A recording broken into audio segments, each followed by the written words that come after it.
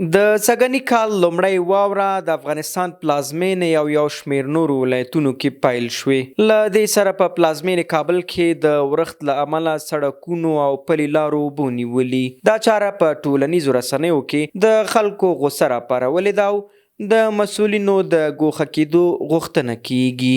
تر دا مهاله د کابل ښاروالۍ د ښار د وضعیت د مهار کولو لپاره هیڅ ډول پلان نه لري. په همدې حال کې د کابل ولایت بګرامي ولسوالۍ کې هم خلک د ورښتونو له امله له ګڼو ستونزو سره مخ دي. د ړنګ آباد کلي اوسیدونکي وایي چې دوی د سړک، کلینیک او برېښنا له نشتونه کړېږي. د کلي اوسیدونکي وایي په ژمي کې بیا دا حالت ډیر زورونکی وي.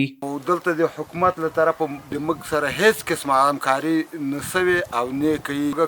نسو کولی سیاره مطلب په دغه خټو په دغه هغه کې موږ خپل مریض او خپل مشکلات په دغه حالاتو کې سر ته ورسوو. پوښتنه د حکومت موږ دغه ده چې موږ خواهش کوو موږ ته سړک جوړ شي او موږ دغه سړکونه پاخه شي او سړک هم معلوم شي. چارواکو حاضر نشول چې په دې اړه خپل نظر څرګند کړي. په کابل ښار کې دا ستونزه نوې نه ده، بلکې د دې ولایت ښاریان هر کال له دې کړاو سره مخامخ وي چې تر اوسه یې د حل په موخه ګام نه دی اخیستل شوی. د افغانستان هوا پیژندنې ادارې د اټکل له مخې چې په 20 ولایتونو کې د شنبې ورځې له پیل څخه واورې او بارانونه کیږي. یاده اداره وایي چې د تیرو 100 کلونو په پرتله سږنی ژمی به ډیر یخ وي.